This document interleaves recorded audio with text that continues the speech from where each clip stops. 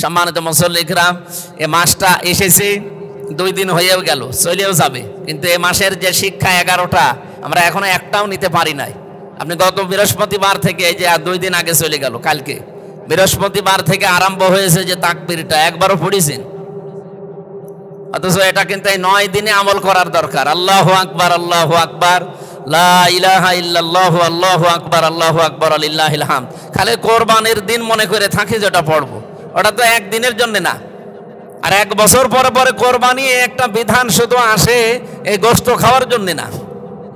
কিছু কিছু মানুষ প্রশ্ন করে যে হুজুর বেনামাজির সাথে ভাগ দেব। আরে ভাগের কথা বাদ দেন, বেনামাজির সাথে ভাগ দেওয়া তো অনেক দূরের কথা। পড়া কোরআন শরীফ পড়ে কোনো জায়গায় আপনি পাবেন যে আগে কোরবানি করো এরপরে নামাজ পড়ো? আছে? আগে নামাজি হও এরপরে কোরবানি দাও। অথচ আপনি বেনামাজির সাথে ভাগ নিয়ে ফতোয়া জিজ্ঞেস করছেন। আমার মনে হয় এই ফতোয়া এভাবে দেওয়া যায় যে যারা নামাজি মানুষ আছেন তারা নামাজির সাথে ভাগ দেবে, আর যারা বেনামাজি আছে ওরা আলাদা দিক। বিসমিল্লাহির রহমানির রহিম। যালিকা ওয়া মান ইউআযিম শাআইরাল্লাহি ফাইন্নাহা মিন তাকওয়াল কুলুব। লাকুম ফিহা মানাফিউ ইলা আজালিম মুসাম্মা সুম্মা মাহিল্লুহা ইলাল বাইতিল আতীক। সাদাকাল্লাহুল আযীম।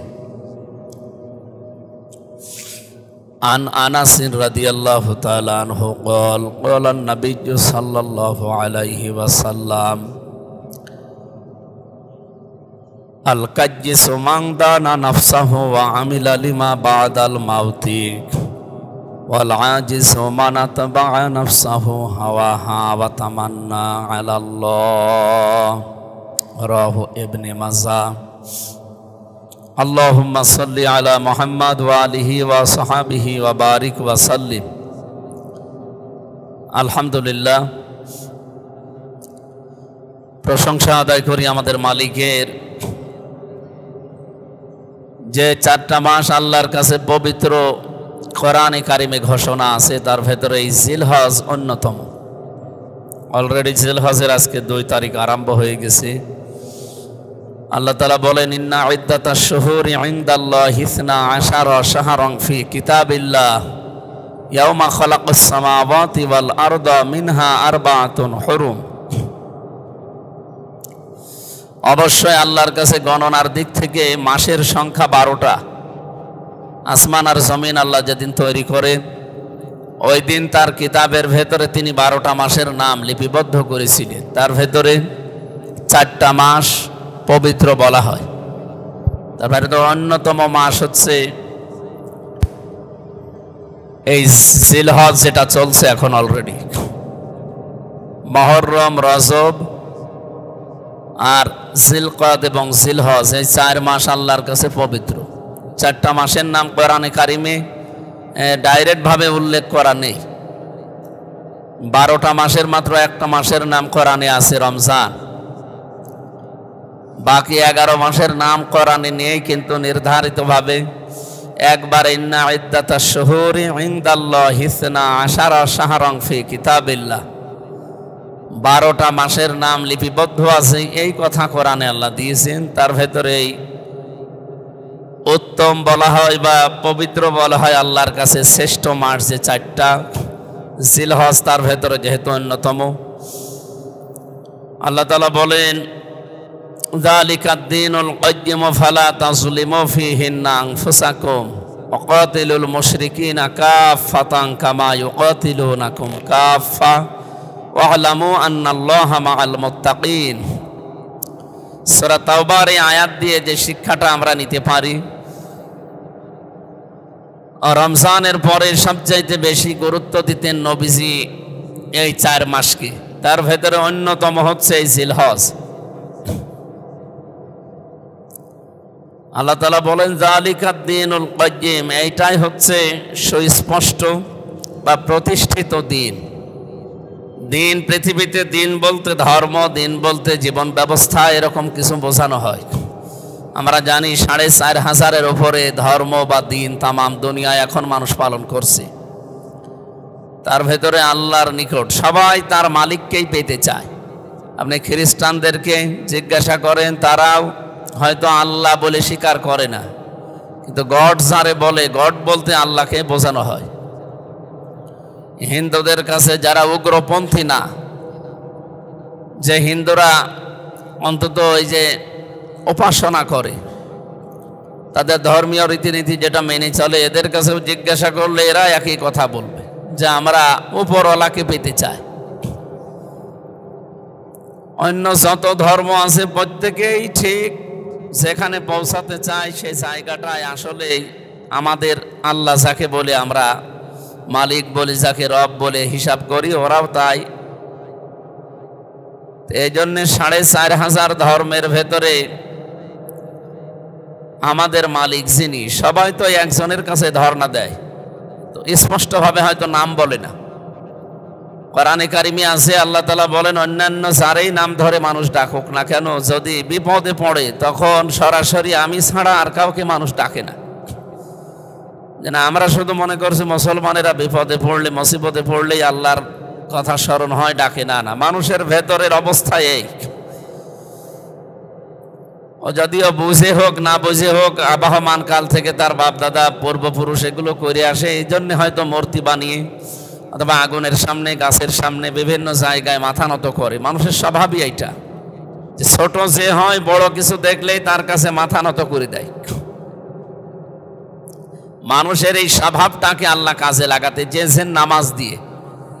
মানুষ যেহেতু ছোট বড় জিনিস দেখলেই মাথা নত করে, এই পৃথিবীতে আল্লাহু আকবার বলে যেহেতু শব্দ আরম্ভ হয় নামাজের, নামাজ আরম্ভ হয় কি দিয়ে? আল্লাহু আকবার দিয়ে। আর নামাজ শেষ হয় কি দিয়ে? সালাম দিয়ে। এখান থেকে একটা মাসলা বের হয়, একটু ভালো করে শোনেন। সেই কয়জনই আমরা এসেছি, যারা আসবে বসে যাবে ইনশাল্লাহ। নামাজ শুরু করা হয় তাকবীর দিয়ে, যেটা আল্লাহু আকবার, আর নামাজ শেষ হবে সালাম ফিরিয়ে। নামাজ শেষ হয়ে গেছে, এরপরে আর নামাজের কিছু বাকি নেই। নামাজের কিছু যদি বাকি থাকে, যে বিভিন্ন দোয়া দরুদ আছে, তসবিহ তাহলিল, এগুলো আপনার ব্যক্তিগত আমল। দোয়া বলেন, মোনাজাত বলেন, যাই বলেন, এগুলো হয় উচ্চ স্বরে করে, কেউ নিম্ন স্বরে করে, কেউ হাত তুলে করে, কেউ হাত ছেড়ে দিয়ে করে। এগুলো নামাজের ভেতরের অংশ নয়। নামাজের ভেতরের অংশ শুধু আল্লাহু আকবার দিয়ে শুরু, সালাম ফিরিয়ে নামাজ শেষ। এ মাসলাটা মনে রাখবেন। এরপরে যদি কেউ অন্য কোনো কিছুকে এই নামাজের ভেতরে শামিল করে, তাহলে সেটা বেদাত হয়ে যাবে। আমাদের এই বাংলাদেশ, ভারত, পাকিস্তান, এই সমস্ত দেশগুলোতে আমরা নিয়ম বানিয়ে নিয়েছি যে নামাজ সালাম ফেরানো শেষ হয়ে গেলে আমরা আল্লাহুম্মা আমিন বলে হাত তুলে মোনাজাত করি। এটা নামাজের অংশ নয়। কেউ যদি এমনি করে, কোন নামাজের অংশ মনে না করে, তাহলে তার গোনা হবে না। কিন্তু কেউ যদি মনে করে যে না, আমার নামাজ হচ্ছে না, সালাম ফেরানোর পরও আমার এভাবে করা লাগবে, ইমাম সাহেব রব্বানা আতিনা ফিদ দুনিয়া হাসানা বলবে আর পেছনে সবাই আমিন আমিন বলবে, এইটা করাই লাগবে, না হলে আমার নামাজ হয়নি, তাহলে এটা বেদাত হয়ে যাবে। আশা করছি এই কাজটা এমনিই করে থাকেন, এটাও বাদ দেওয়া লাগবে। যারা ইসলামে এটা নেই, যেহেতু আমরা নতুন করে নিয়ম বানিয়ে নিয়েছি আর অনেক দিন চলে আসছে, এটা যদি একবারে আমরা নিষেধ করি, এই দেশে আমার মনে হয় সমস্যা হয়ে যাবে। এই জন্য আস্তে আস্তে ইসলামে যেগুলো নেই ওই জিনিসগুলো আমরা তুলে দেওয়ার চেষ্টা চালাবো। এটা আল্লাহু আকবার এই শব্দ দিয়ে নামাজ শুরু হচ্ছে। তাকবীর, তাকবীর মানে বড়ত্ব। কার বড়ত্বের ঘোষণা দেওয়া হয়? আল্লাহর। যেন পৃথিবীতে মানুষ আসার পরে আমরা যারা মুসলিম আছি, তারা এই কথাটা মানুষের কানের কাছে নিয়ে শোনায়। ডান কানে যে আকামত, বাম কানে আকামত কেন দেয়? তাকে শোনাতে চায় যে এ পৃথিবীতে আসলে একটা ছোট্ট জগৎ থেকে তোমার কাছে ওইটাই বিশাল জগৎ মনে হচ্ছিল। মায়ের পেটের ভেতরে কয়েক ইঞ্চি জায়গা, এইটাই মনে হয়েছে যে বিশাল জগৎ। এরপরে যে জগতে আসলে এটা কিন্তু ওর তুলনায় কোটি কোটি গুণ বড়। এই জন্য ওর তুলনায় যেহেতু একটা বড় জায়গায় আসলে সেই জায়গায় তুমি মনে রাখবা এখানে সবচাইতে বড় হচ্ছে আল্লাহু আকবার, আল্লাহ। এই কথাটা তার কানের কাছে, ডান কানে বাম কানে শুনিয়ে পরিচয় করে দেওয়া হয়। দুনিয়ায় যত বড় জিনিস আসুক, এরপরে আল্লাহু আকবার মানে আল্লাহর চাইতে বড় আর কিছু নেই। মানুষ যেহেতু আমরা আল্লাহু আকবার দিয়ে আরম্ভ করছি, আল্লাহ সবচাইতে বড়। মানুষের ফেতরাত, মানুষের অভ্যাস, মানুষের স্বভাবই এইটা, বড় জিনিস দেখলেই সে ছোট হয়ে যায়। আপনি এখানে কোনো মস্তান যদি আসে, মস্তানের শরীরের শক্তি আমাদের চাইতে কি বেশি? কিন্তু তার প্রভাব প্রতিপত্তি, তার যে দাপট, এই জিনিসগুলো আমাদের তুলনায় তার বেশি আছে। কারণ তার কাছে এমন কিছু আছে যেগুলো আপনার কাছে নেই। ওই জিনিস দেখলেই মানুষ এমনিতেই ভয় পায়, তার কাছে হয়তো মাথা নত করে, ছোট হয়ে যায়। এটা মানুষের একটা স্বভাব, আল্লাহ বানিয়ে দিয়েছেন জন্মগতভাবে। মানুষ যেহেতু বড় জিনিস দেখলেই ছোট হয়ে পড়ে, এই জন্যে এই অভ্যাসটা আল্লাহ কাজে লাগাতেই নামাজ দিয়েছে। আর নামাজ দিয়েছিলেন এত বেশি, 50 ওয়াক্ত। 50 ওয়াক্ত নামাজ তো আমার মনে হয় এখন যদি আমাদের উপরে শরীয়ত থাকতো, আমরা পালন করতে হয়তো পারতাম না। কারণ কয়েকজন হয়তো পারতাম, বাকিগুলো 50 ওয়াক্ত নামাজ পড়া 24 ঘন্টা, এত পড়িয়ে থাকা লাগতো নামাজ নিয়ে। নামাজ নিয়ে যখন তিনি আসছিলেন, বিশ্বনবী মুহাম্মদুর রাসূলুল্লাহ, যার সাথে দেখা হয়েছিল হযরতে মূসা, বারবার তিনি ফিরিয়ে দিচ্ছিলেন, বলেছিলেন আপনি আমার চাইতে মর্যাদায় অনেক বড়, কিন্তু আপনার অভিজ্ঞতা আমার চাইতে অনেক কম। কারণ আপনার চাইতে দুনিয়ার জীবন আমি অলরেডি পার করে ফেলেছি। এই জন্য আপনার উম্মতরা যে দুর্বলতার কথা আমি শুনেছি, কারণ তাওরাতের ভেতরে আমাদের পরিচয় দেওয়া ছিল। আপনার উম্মতেরা মনে হয় এভাবে পারবে না, আপনি আল্লাহর কাছ থেকে কমাতে কমাতে নিয়ে আসেন, শেষ পর্যন্ত এই 5 ওয়াক্ত এসে দাঁড়িয়েছে। মুসা নবী বলেছিলেন আপনি আবার যান, যেন অন্তত আরো 2-3 ওয়াক্ত কমিয়ে দেয়। বিশ্বনবী বলেন না, এ আমার লজ্জা করে, আল্লাহ বারবার দিতে চায় আর আমি বারবার কমাতে চাই। তারপরেও যেহেতু বারবার আপনি বলেন, আমি গেলাম। উনি যাওয়ার পরে যখন বললেন যে আল্লাহ আর একবার কমিয়ে দেন, 5 ওয়াক্ত আছে আর 2-3 ওয়াক্ত কমিয়ে দেন, আল্লাহ বললেন না, এটা লিখিত হয়ে গেছে, আর কলম তুলে ফেলেছি, কালি শুকিয়ে গেছে, এটা আর হবে না, যা দিয়েছি এইটাই নির্ধারিত। কিন্তু শুনে নাও, আমি কিন্তু 50 ওয়াক্তই লিখেছিলাম, তোমার শুধু কনসিডারের কারণে আমি কমাতে কমাতে এ পর্যন্ত আসলাম। তুমি না হয়ে অন্য কেউ আসলে আমি এভাবে কমাতাম না, যেহেতু কমিয়ে ফেলেছি। আর আমার লিখিত আগেই হয়েছিল 6 মাস সিয়াম সাধনা করা লাগবে, রোজা রাখা লাগবে, আর 50 ওয়াক্ত নামাজ পড়া লাগবে। তোমারে বারবার বলার কারণে যেহেতু আমি কমিয়েছি, লেখা তো ছিল 50, ওই 50ই থাকবে। তো 5 ওয়াক্ত যদি উম্মতেরা পড়তে পারে, হক আদায় করি, আমি 50 ওয়াক্ত নামাজের সওয়াবই দিয়ে দেব। মানুষের স্বভাবের দিকে তাকিয়ে আল্লাহ বিধানটা দিয়েছিলেন, মানুষ যেন ছোট হতে চায়। এজন্য নামাজের মতো ছোট হওয়ার কাজ আর দুনিয়ায় আছে? আপনি দেখেন, কান ধরে মনে হচ্ছে যে সে কি রকম আসামি হয়ে গেছে, ছোট একেবারে। এর চাইতে আর কি ছোট হওয়া যায়? একেবারে ছোট হওয়ার জন্য মানুষ একেবারে মাথা নত করে রুকু তো দেয়, এরপরে সেজদা দিয়ে মাটির সাথে এই কপালটা নাকটা লাগিয়ে বসাতে চায় যে আমার মতো অপরাধী দুনিয়ায় আর কেউ নেই, আমি একেবারেই জীর্ণ শীর্ণ ছোট হয়ে গেছি। পৃথিবীর প্রত্যেকটা বিধান আমরা দেখি ঠিক এইভাবেই সবাই পালন করার চেষ্টা চালাচ্ছে। আমরাও যেহেতু আল্লাহু আকবার বলে আরম্ভ করেছি ইবাদতটা, গুরুত্বপূর্ণ মাস 4টার ভেতরে এই জিলকদ, জিলহজ একটা, এর বিশেষ প্রায় 11টা আমলের কথা আমরা হাদিস কোরআনে পেয়েছি। তার ভেতরে অন্যতম, এ মাস আসলে মানুষ যেন অন্তত রোজা রাখে। যদিও আমাদের অভ্যাসে দেশে গড়ে ওঠেনি, অন্যান্য দেশে আমরা পেয়েছি মুসলিমরা এই মাসের প্রথম এই 10 দিন, বিশেষ করে 9 দিন রোজা রাখে তারা, এটা একটা আমল। আর ওই যে 23 ওয়াক্ত নামাজের আগে আল্লাহু আকবার, আল্লাহু আকবার, লা ইলাহা ইল্লাল্লাহু, আল্লাহু আকবার, আল্লাহু আকবার, লিল্লাহিল হামদ, এই তাকবীর, তাহলিল, তাহমিদ পড়া লাগে। এটা শুনতে ওই 23 ওয়াক্তের জন্য না, ওটা তো মাস্ট বি পড়াই লাগবে, ওটা ওয়াজিব, না পড়লে গোনা হবে। কিন্তু এই 9 দিনও পড়ার নিয়ম। অলরেডি বৃহস্পতিবার থেকে আরম্ভ হয়ে গেছে। এই তাকবীরটা অলরেডি আরম্ভ হয়ে গেছে, আমরা এখন এটা আরম্ভ করা দরকার। অনেকে শুরু করেছেন, করেননি। সব সময় মনে আসলেই হয় জোরে পড়বেন না আস্তে পড়বেন, মানুষের যেন ডিস্টার্ব না হয়, এই আমলটা জারি করা দরকার। সাহাবা একরামের এই আমলটা বেশি ছিল। ওনারা বাজারঘাট মানুষের জনসমাগম দেখলেই সেখানে যে একটু উচ্চ স্বরে বলতেন আল্লাহু আকবার, আল্লাহু আকবার। মানুষ মনে করতেছে না এই আমল আরম্ভ হয়ে গেছে। আর যার কাছে সব সময় আল্লাহু আকবারের শব্দটা থাকে তার কাছে শয়তান ওই পর্যন্ত আসতে পারে না, সে মানুষ শয়তান হোক আর জিন শয়তান হোক। যেহেতু শয়তান আমাদের প্রকাশ্য শত্রু, প্রকাশ্য শত্রু বলা হয় কোরআনে কারিমে শয়তানকে, অথচ আজ পর্যন্ত আমরা কেউ শয়তানকে দেখেছি? তাহলে প্রকাশ্য শত্রু বললেন কেন? ইন্নাহু লাকুম আদুউম মুবিন, অবশ্যই তোমাদের জন্য শয়তান প্রকাশ্য শত্রু। তা আজ পর্যন্ত শয়তানকে কেউ আমরা দেখিনি। ওটা কেমন হয় দেখতে দেখা গেছে কোনোদিন? আর তার কাজ কারবার দেখা যায়। শয়তানি যে কাজ কারবার আছে এগুলো যখন মানুষ করে তখন বোঝে যে এটা মানুষের কাজ না, এটা শয়তানের কাজ। এই যে অপচয় করা, এটা মানুষের কাজ নয়, এটা শয়তানের কাজ। ইন্নাল মুবাজ্জিরিনা কানু ইখওয়ানাশ শায়াতিন ওয়া কানা শাইতানু লিরাব্বিহি কাফুরা। অবশ্যই অপচয় করা, অপব্যয় করা, এটা হচ্ছে শয়তানের কাজ।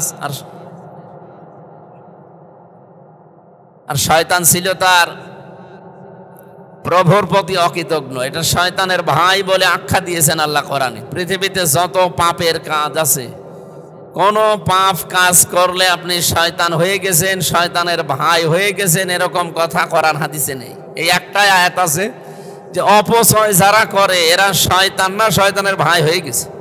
শয়তানের ভাই মানে কি? ও শয়তানি। অপচয় করা থেকে বিরত থাকা, কারণ এটা কাজ মানুষের না, এটা শয়তানের। এরপরে অশ্লীলতা ছড়ানো। আল্লাহ যাকে যে অবস্থায় বানিয়েছেন তাকে শালীনতা বজায় রাখা লাগবে। এটা যারা বজায় না রেখে নিজেদের গোপন বিষয়গুলোকে উন্মুক্ত করে মানুষের সামনে, এটা মানুষের কাজ না, এটাও শয়তানের কাজ। জান্নাত থেকে আদম আর হাওয়াকে শয়তান বের করে দেবে, এইটা তার উদ্দেশ্য ছিল না। তার উদ্দেশ্য ছিল যে তাদেরকে অশ্লীলভাবে প্রদর্শন করা হোক, তাদের যে সমস্ত অঙ্গ প্রত্যঙ্গগুলো ঢাকা আছে, গোপন করা আছে, এগুলো যেন উন্মুক্ত হয়। তাহলে কি বুঝলেন এখান থেকে? মানুষের যে সমস্ত বিষয় গোপন রাখা দরকার, পুরুষের ক্ষেত্রে পুরুষদের, মহিলাদের ক্ষেত্রে মহিলাদের, তাদের নির্ধারিত জায়গাগুলো ঢেকে রাখার যে বিধান আছে কোরআন হাদিসে, এইগুলো যখন উন্মুক্ত হয়, মানুষকে দেখিয়ে যারা আনন্দ পায়, তারা যেন বিশ্বাস করে ও আর মানুষ নেই, ও কি হয়ে গেছে। আমাদের পুরুষের নাভি থেকে হাঁটু পর্যন্ত এটা ঢেকে রাখা লাগবে যদি আপনার কাছে পোশাক থাকে। এটা নফল না, এটা সুন্নাত না, এটা ফরজ। নামাজ পড়া যেমন ফরজ, এই জায়গা থেকে পর্যন্ত ঢেকে রাখা কি?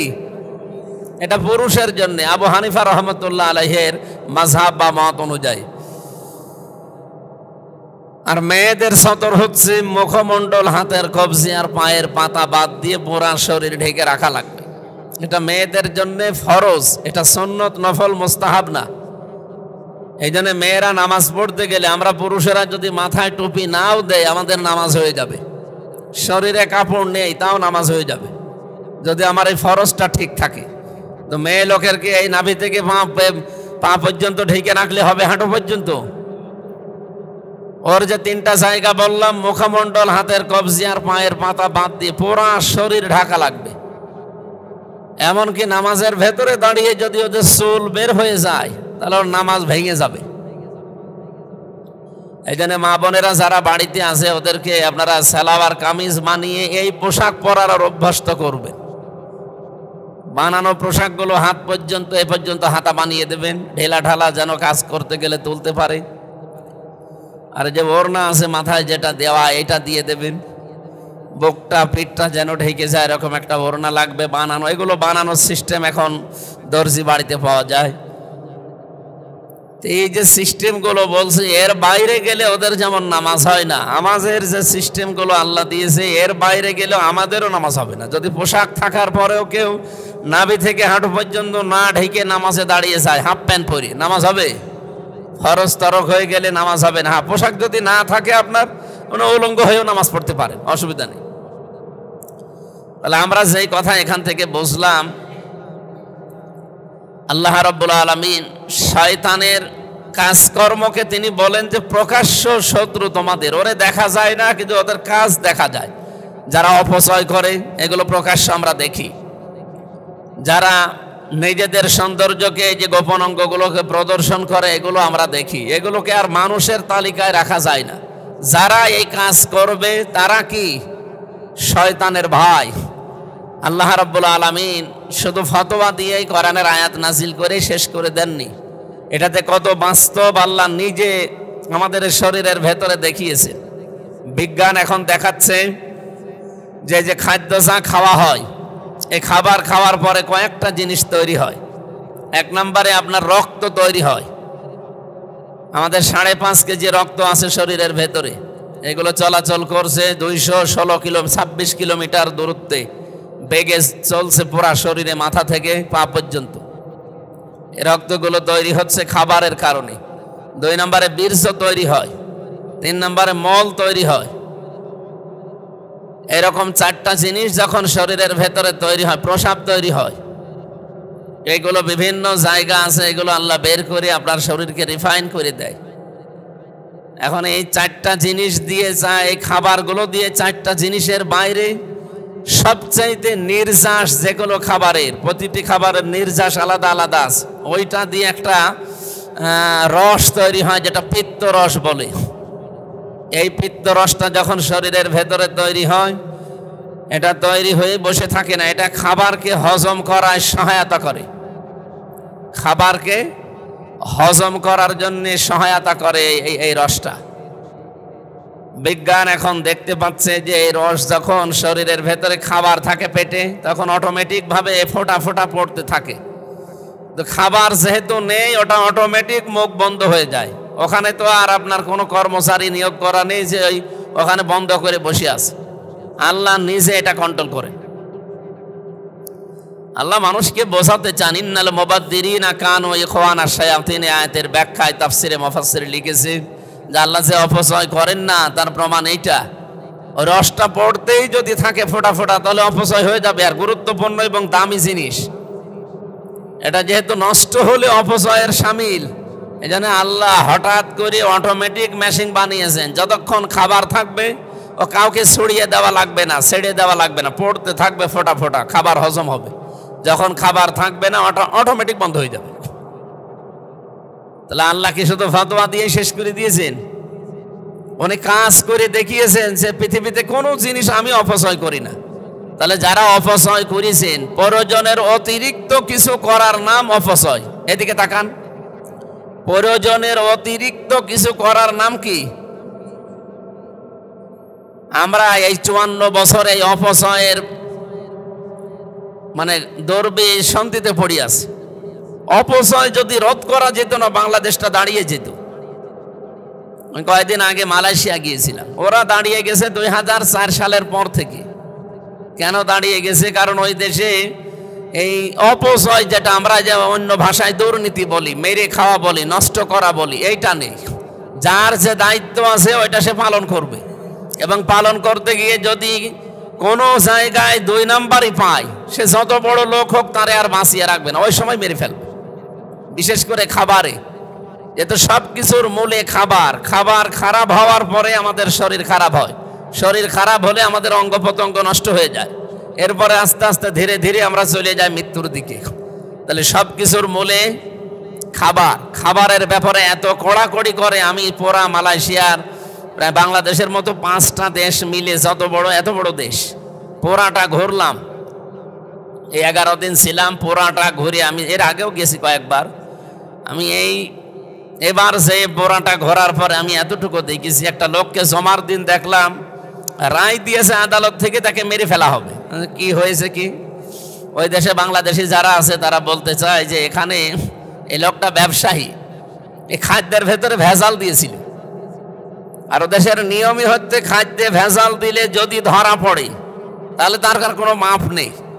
ধরা পড়লে সাক্ষ্য প্রমাণ হয়ে গেলে মেরে ফেলা লাগবে, 3 দিনের ভেতরে তাকে মেরে ফেলবে। এই জন্য আজকে জমার দিন এটা বুধবারের ঘটনা। বুধবারে ধরা পড়েছিল, বুধ, বৃহস্পতিবারে, শুক্রবারে 3 দিন তারা পর্যবেক্ষণ করে সাক্ষ্য প্রমাণ পেয়ে গেছে যে হ্যাঁ এই খাদ্যে ভেজাল দিয়েছে।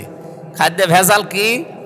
এই যে তেল দিয়ে বিভিন্ন জিনিস তৈরি করে হোটেলে, এই যা বানাবেন ওই দিনই শেষ, ওটা পরবর্তী দিন আবার যে নতুন করে তৈরি করবেন ওইটা দিয়ে তো ওর যে নির্ধারিত সীমা পার হয়ে যায়। ওই তেল দিয়ে আবার নতুন করে জ্বালিয়ে কোনো জিনিস বানাবেন, ওটার দ্বারা খাবার নষ্ট হবে। ওই খাবার খেলে আপনার শরীরে অঙ্গ প্রত্যঙ্গগুলো খারাপ হবে। ওরা ওই দিকে খেয়াল করে ও এরকম কাজ করেছিল এই ব্যবসায়ী বা এই হোটেলওয়ালা, যে একদিনের জিনিস আর একদিন চালাতে গিয়েছে, ধরা পড়ে গেছে। পরীক্ষা নিরীক্ষা করেছে 3 দিন একাধারে পর্যবেক্ষণ করে ওর পেছনে লোক লাগিয়ে সব দেখেছে হ্যাঁ ও এই কাজই করে। তখন তারে রায় দিয়েছে যে আদালত থেকে মেরে ফেলে। এখন মেরে ফেললেই তো হচ্ছে না, এটা তো মানুষকে দেখানো লাগবে। এই জন্য জমার দিন কেন্দ্রীয় মসজিদ যেটা, সেই সুলতান মসজিদে গিয়েছিলাম, ওই জায়গায় দাঁড়িয়ে সবার সামনে এই বিচারটা যদি করে, হাজার হাজার মিডিয়া, টিভি, যারা বিভিন্ন মিডিয়ার লোকজন নিয়ে এসে সারা দেশে ওটা ছড়িয়েছে যে খাদ্যে ভেজাল দিলে কিন্তু এই সমস্যা। যার জন্য আপনি যা করছেন আপনার জীবনে যদি না থাকে, আপনি খাদ্যে ভেজাল দিয়ে বা 2 নাম্বারই করে কি করতে চান? আমি টাকা পয়সা উপায় করে আমার শরীর, আমার বউ বাচ্চা যারা আছে তারা যেন আরো ভালো থাকবে। তারা ভালো থাকবে ঠিক আছে, কিন্তু আপনি তো চলে গেলেন। একটা এরকম 5টা বিচার বছরে করে, তো ওই দেশে আর কেউ খাদ্যে ভেজাল দেওয়ার সাহস পাবে? যদিও ইসলাম ওখানে পরিপূর্ণ নেই, সিঙ্গাপুরে উন্নত রাষ্ট্র, ইসলাম পরিপূর্ণ নেই ওখানে। মানে অমুসলিম তো 100 ভাগের 100 জনের 95 জন অমুসলিম, মাত্র 5 জন মুসলমান। মালয়েশিয়াতে 100 জনের হয়তো 70 জন মুসলমান, অন্যান্য জাতি মিলে আরো তারা আছে। তো এই হিসাবে আমরা দেখলাম এই বাইরের দেশগুলোতে ভ্রমণ করি, এই মানুষগুলো আইনের প্রতি খুব সচেতন। যাকে যে দায়িত্ব দিয়েছে এই দায়িত্বটা পালন করছে। আর এখানে কোনো 2 নাম্বারই নেই, মেরে খাওয়ার সিদ্ধান্ত নেই যে অন্যের জিনিস আমি জোর জবরদস্তি করে দখল করে আয়ত্ত করে নেব, নিয়েই তো শেষ না, আপনি টিকে থাকতে পারবেন না। এই কারণে তারা দুর্নীতি করে না বলে দাঁড়িয়ে গেছে, তারা অপচয় করে না কোনো জিনিসের জন্য দাঁড়িয়ে যায়। আর আমরা আমাদের এই অপচয়ের কারণে আজ দাঁড়াতে পারলাম না। 54 বছর অলরেডি পার হয়ে গেছে। আপনি এই 15.5 বছরের রিপোর্ট এখন বের হচ্ছে, এই 15.5 বছরে যারা দায়িত্বে ছিল যত টাকা পয়সা শুধু পাচার হয়েছে বাইরের দেশে। আমি কয়েকদিন আগে একটা রিপোর্ট পেয়েছিলাম, এই টাকাগুলো যদি পাচার না হতো বাংলাদেশে 36টা পদ্মা সেতু বানানো যেত। তাও যেভাবে খরচ করে বানিয়েছে এই খরচেও, অথচ পদ্মা সেতু যে টাকা খরচ হয়েছে ওই টাকা দিয়ে কমপক্ষে 4টা পদ্মা সেতু বানানো যায় যদি দুর্নীতি করা না হয়। আপনি টের পাচ্ছেন কি বলছি? তাহলে 436 কত হয়? আপনি ভালোভাবে যদি বানাতেন দুর্নীতি না করে 436 কত হয়? 144টা পদ্মা সেতু অনাসে বানানো যেত বাংলাদেশে। অথচ এখন রাজবাড়িতে একটা সেতু বানাবে টাকা নেই, এই চাঁদপুরে একটা সেতু বানাবে টাকা নেই, ভোলাতে একটা সেতু বানাবে টাকা নেই। টাকা পাবে কোথায়? একটা সেতু বানাতে যে টাকা খরচ হয় তার 4 গুণ টাকা অলরেডি খরচ হয়েছে শুধু পদ্মা সেতুই। আর এই টাকা পাচার না হলে 36টা বানানো যেত অলরেডি, দুর্নীতি না করলে। এই হিসাবে একটায় 4টা, 100 কত হয়? 44টা। দ্বিতীয় নম্বর যে মেট্রো রেল দেখতে পাচ্ছেন, 338টা মেট্রো রেল বানানো যেত যদি টাকা পাচার না হতো। কি হয়েছে? মানে সেই আঙ্গুল ফুলে কলা গাছ না, আঙ্গুল ফুলে ডাব গাছ হয়ে গেছে, বড় গাছ হয়ে গেছে। এখন এইগুলো পড়ি দেখি আর বাস্তবে সারা পৃথিবীতে বিভিন্ন জায়গায় যায় আর মিলাইছে আল্লাহ। শুধুমাত্র শয়তানের এই 2টা কাজ যদি আমরা না করতাম, বাংলাদেশ 54 বছর না 54 দিনেই দাঁড়িয়ে যাওয়ার কথা। অন্য দেশগুলো যারা মাছ বিক্রি করে, এই যে সিঙ্গাপুরে যারা থাকে, আমি নিজে তো চেয়েছিলাম, ওদের চারিদিকে শুধু সাগর, একটা দ্বীপ, অনেকগুলো দ্বীপ নিয়ে রাষ্ট্রটা। আর বাংলাদেশের চাইতেও বড় না, এই দেশের একটা জেলার সমানও না।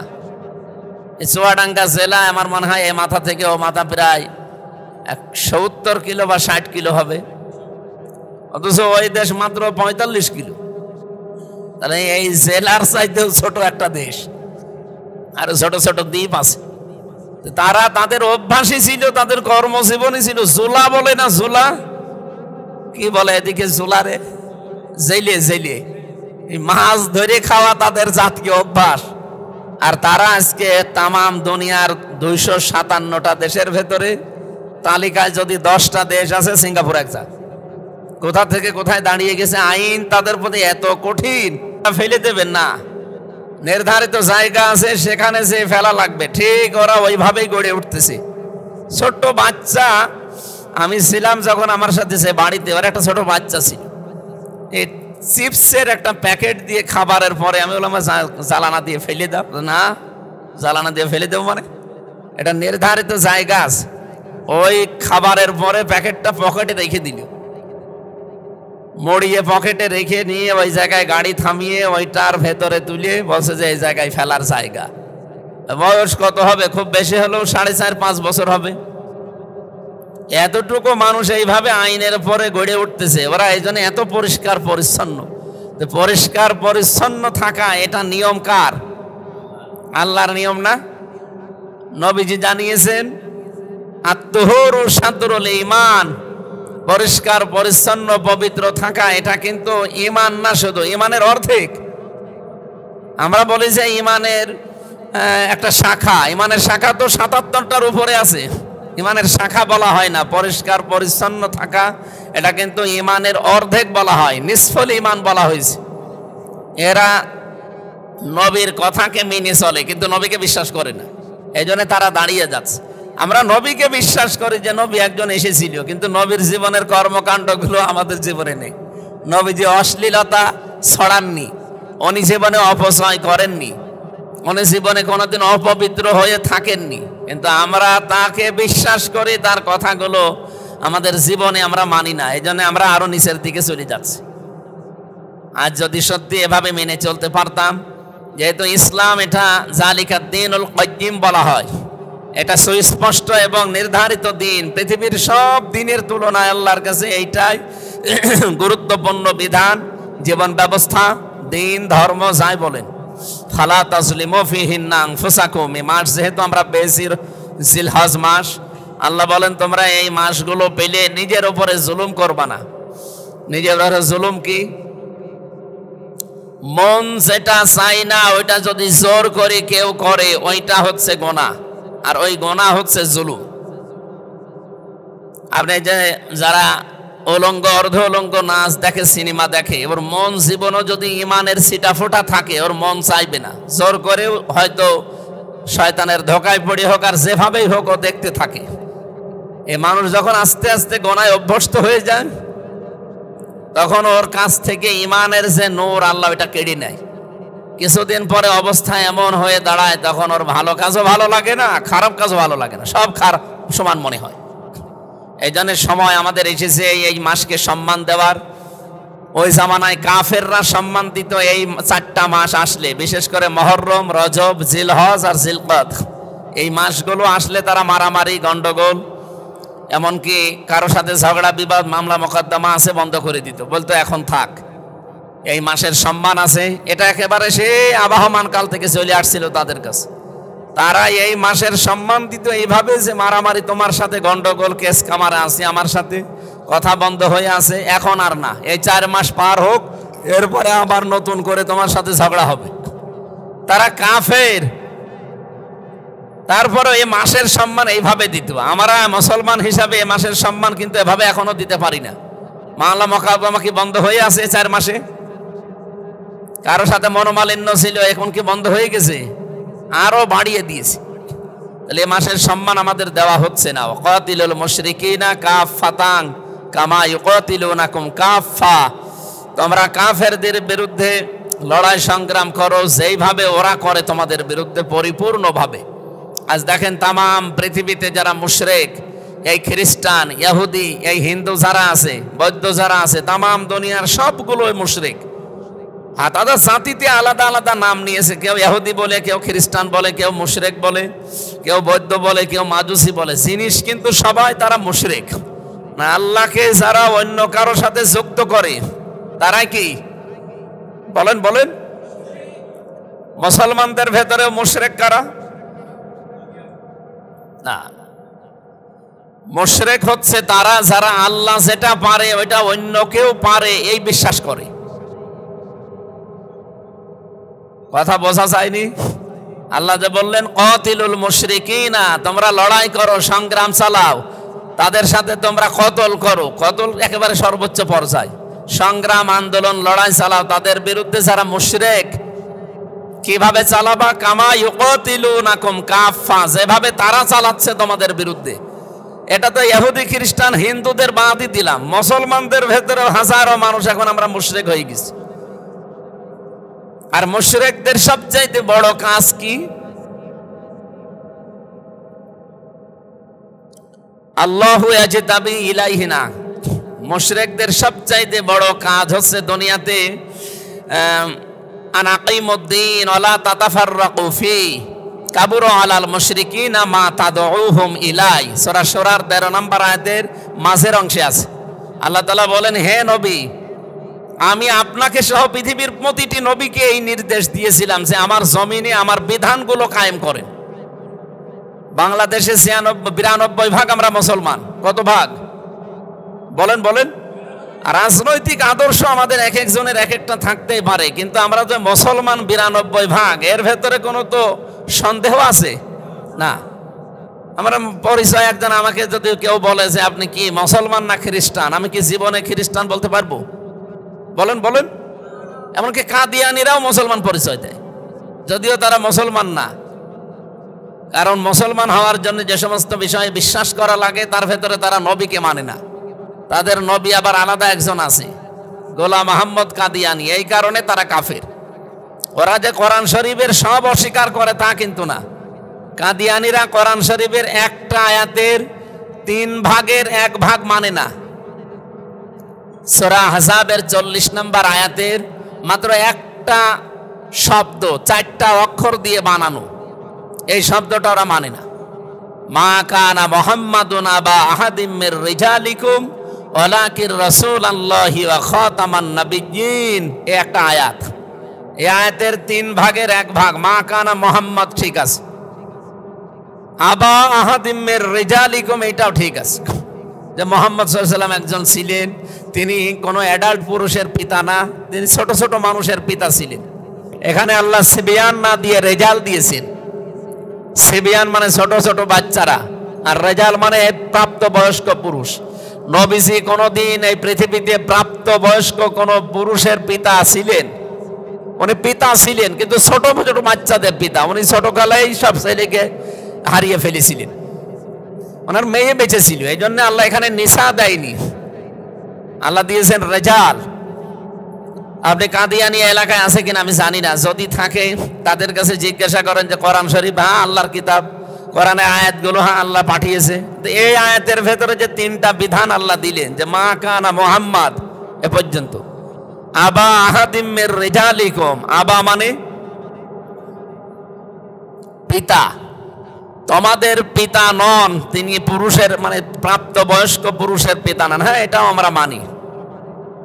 ওয়ালাকির রাসূল আল্লাহ, তিনি রাসূল ছিলেন, হ্যাঁ এটাও ঠিক আছে। খাতামান নাবিয়্যিন, এই যে খ আলিফ তা মিম 4টা অক্ষর, তিনি যে শেষ নবী, উনি নবী ছিলেন ঠিক আছে, কিন্তু শেষ নবী না, এটা মানে না। ওদের কাছে শেষ নবী গোলাম আহমদ কাদিয়ানি যেটা আছে। তাহলে এখান থেকে আপনি কি বুঝলেন? এটি জেনে ফেললাম যে ওরা মাত্র কোরআনের 6666টি আয়াতের 1 আয়াতের 3 ভাগের 1 ভাগ, 1 ভাগও না, মাত্র একটা শব্দের 4টা অক্ষর মানে না। এই জন্য ওরা কি এলাকায় যারা মুসলমান আছেন কোন কাদিয়ানির সাথে আত্মীয়তা করেন? করে? এলাকায় কাদিয়ানি আছে? আমার মনে হয় জেনে শুনে কেউ করবে না, না হয়তো কোনো স্বার্থে পড়ে হোক অথবা কোনো চাপে পড়ে হোক, অন্য কোনো সমস্যা থাকতে পারে, জেনে শুনে জীবনেও কেউ করবে না। তাম পৃথিবীতে সব আলেমরা একমত যে কাদিয়ানিরা কাফের। ওরা কি? সবাই বলেন। এটা রেকর্ড হচ্ছে, তামাম দুনিয়া যাচ্ছে, আপনি সেটা টের পাচ্ছেন কি বলছি? আল্লাহ বলেন এই যে মুশরিকদের সাথে তোমরা সর্বাত্মকভাবে লড়াই করো যেভাবে ওরা করে। এখন মুশরিকদের মাঝে এই গুরুত্বপূর্ণ মাসে আপনি কিভাবে লড়াই করবেন? মুশরিক খুঁজে আমরা পাই না। মুশরিক তারা যাদেরকে আপনি দিন কায়েমের জন্য আল্লাহর বিধান কায়েমের কথা যখনই বলতে যাবেন, ওরা নামে মুসলমান দাবি করবে, মুসলমানের নিয়ম নীতি কাজকর্ম যা আছে এগুলো পালনও করবে, কিন্তু যখন বলা হয় ব্যক্তি পরিবার সমাজ রাষ্ট্রে আল্লাহর বিধান কায়েম করা লাগবে, হে নবী আপনি দেখবেন কাবুর আলাল মুশরিকিন মা তাদউহুম ইলাই, আপনি যেদিকে মানুষকে ডাকতে চাচ্ছেন এই কথা শুনলে সবচাইতে বেশি খারাপ লাগবে, মন খারাপ হবে মুশরিকদের।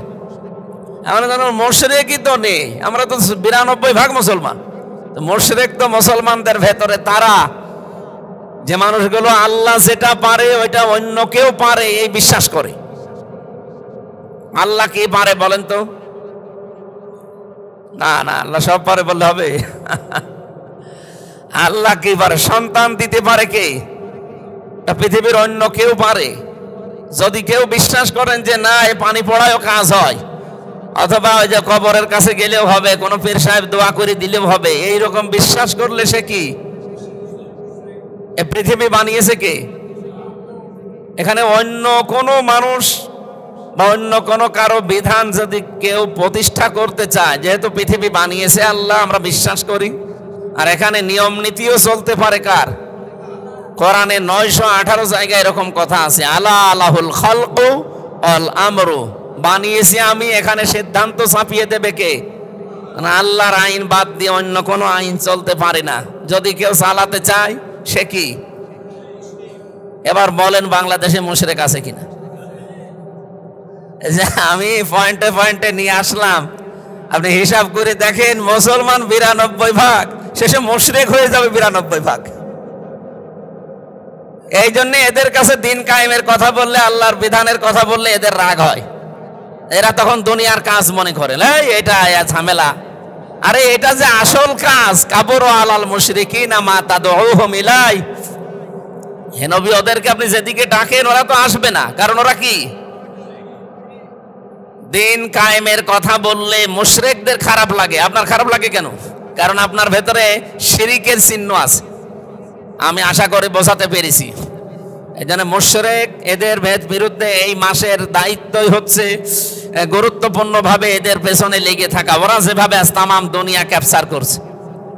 সম্মানিত মুসল্লি কিরাম, এই মাসটা এসেছে, 2 দিন হয়েও গেল, চলেও যাবে, কিন্তু এই মাসের যে শিক্ষা 11টা আমরা এখনো একটাও নিতে পারি নাই।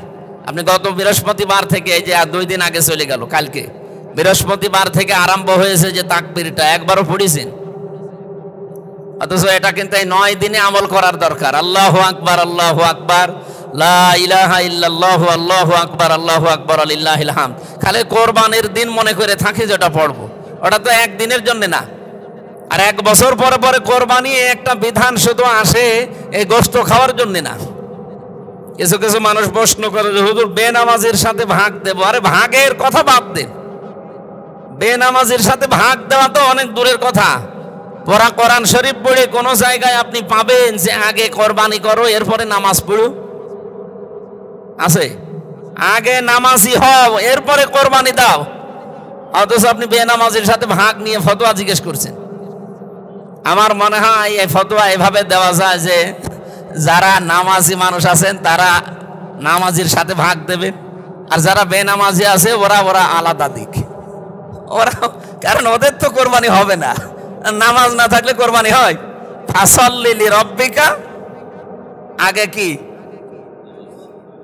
আগে ফাসাল্লি, এরপরে তো আনহার।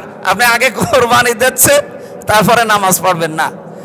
এই জন্য বেনামাজি যারা আছেন ওনারা ভাগ আলাদা করবেন, আর নামাজি মানুষ দেখে দেখে করবেন। আজকের তেলাওয়াতকৃত আয়াত আমরা করেছিলাম সূরা হজের 32 নম্বর আয়াত থেকে।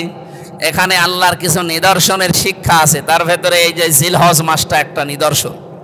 এর ভেতরে যে সমস্ত কাজ কারবার গুলো আছে সূরা হজের 32, 33, 34, 35, 36, 37, 38 এই আয়াতগুলো ভালো করে পড়বেন। তাফসীর সহ ইবনে কাসির পাওয়া যায়, ফি জিলালিল কোরআন পাওয়া যায়, মারিফুল কোরআন পাওয়া যায়। বাংলায় দেখে দেখে পড়বেন এই কয়দিন। এর ভেতরে নিয়ম নীতি লেখা আছে, এগুলো মিলাবেন। আমাদের যেহেতু সময় বেশি হয়ে গেছে আমরা আজকে আর কথা বলতে চাচ্ছি না। যতটুকু বললাম আল্লাহ এই মাসের গুরুত্ব অনুধাবন করে আমল করার তৌফিক দিন, আমিন। আসসালামু আলাইকুম ওয়া রাহমাতুল্লাহ।